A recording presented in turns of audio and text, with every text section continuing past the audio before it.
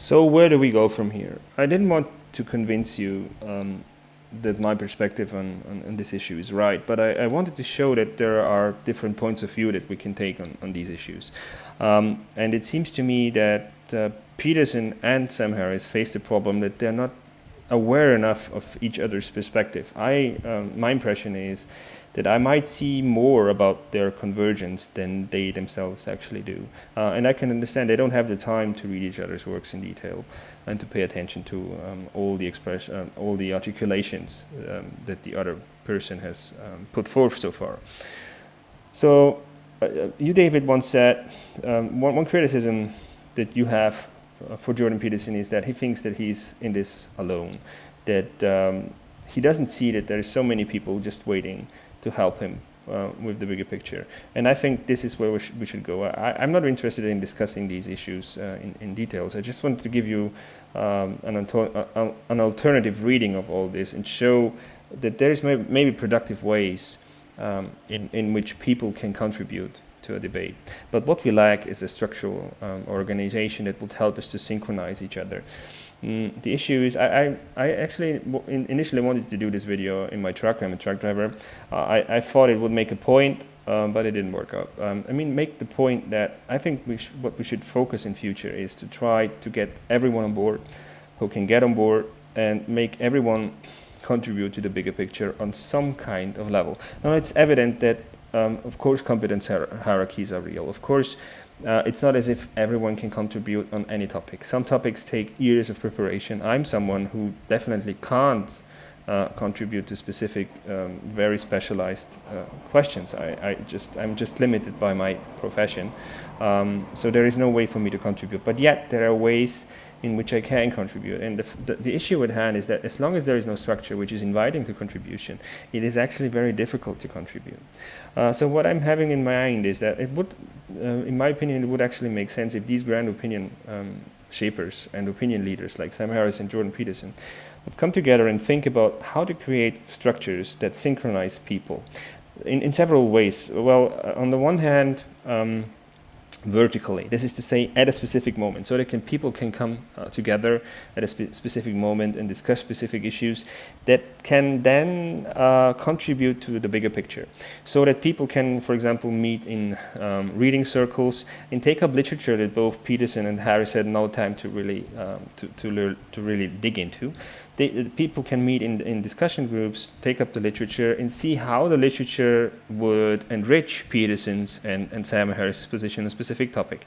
That they could work out some kind of essay or some short podcast or whatever kind of create whatever kind of content that could serve as a basic orientation for Peterson, for those opinion leaders, to know what maybe is in there to be found, so that they could then run to the source material and see for themselves whether it's worth it or not. I'm thinking specifically, for example, about Wilber here. So you could really look at Wilber from the perspective, how does Wilber contribute to the work of Peterson and Sam Harris, and come together as a group and work out the major theses and the major arguments where you think it helps their projects, so that they have a basic orientation of what to expect. This would, for them, I think, be a bigger help, because to be fully acquainted with Wilber's work, I think it would take at least, I don't know, something like 200 or 300 hours of reading.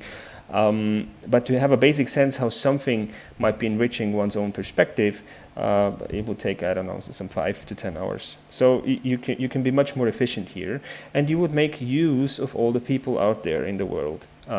You would give them a specific meaningful task. So this is task we could give by telling them to read a specific book and summarize the major arguments, by telling them to summarize a whole author. I think this is also very important. As we have seen, I hope I have shown in this video, it really makes a difference if you know someone's entire oeuvre, and in this case with Sam Harris, Peterson and Wilber, I'm confident I can say I have read all of their material, so I know the bigger pictures. I know I feel where they're coming from and how they are sensing the world. So big pictures matter. So it would make sense to, for example, give the task to a group to work on summarizing not only specific works, but the entire oeuvre of someone, and to ask how does it contribute to a bigger picture. So this is a way of vertically synchronizing people, a way of horizontally, this is across time synchronizing people, is by taking these knowledge units that the people are producing and putting them into an integral map, putting them together into a unified map of knowledge. This is a much more impersonal kind of way. You're just bringing together the bits and pieces of knowledge into a coherent whole. You're not necessarily bringing together the people, the individuals. So what I'm having in mind is like, let Jordan Peterson and Sam Harris create something like an integral bibliography. I mean, Jordan has started on his webpage. He has a basic bibliography with the major works he finds important. But let them do this in detail. Let them give their favorite 200 or 300 books. And then let them also give the major topics they find relevant to grand narrative, to major pictures. So, for example, the problem of pure consciousness. If I was thinking of Sam Harris, it's a typical topic. Or then, I don't know, the topic of depression or the topic of agency, free will. This is a topic where they strongly disagree. So let them also give us the major topics that I find to be important. The same task goes for Wilbur, by the hand. Let him give an integral bibliography. What with Wilbur, it wouldn't work with 300 books. With Wilbur, it would be at least 2,000 or something.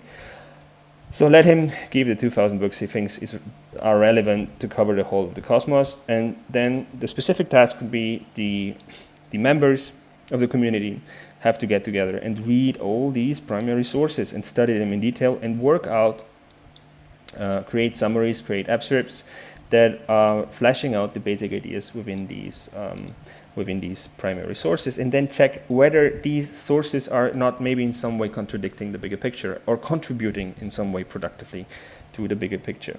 So what you're then creating is you're creating many different levels at which people can engage in a discourse. You are creating reading groups where people with little background knowledge can jump in and start and learn. And this is what we're doing at universities. When you want to learn about a specific topics, you are offering several stages at which you can jump in. You're doing, if you want, several hermeneutic circles.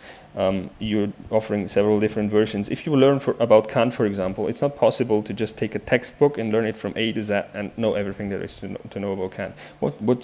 How you start is you learn some concepts that make sense within your world space, and you largely learn these concepts not from the teachers, but you learn them from your peers. So you share a world space with your peers more than you share with the teachers.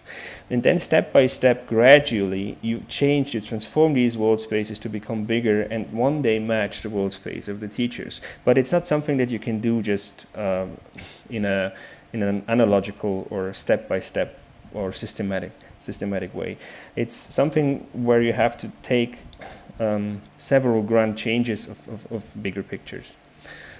So let them collect material on the major topics. Let them collect material. Let them collect big bibliographies, and then for us find ways to synchronize people to study the materials and to create orientational contents for all levels of understanding. And I think this is the productive way to go.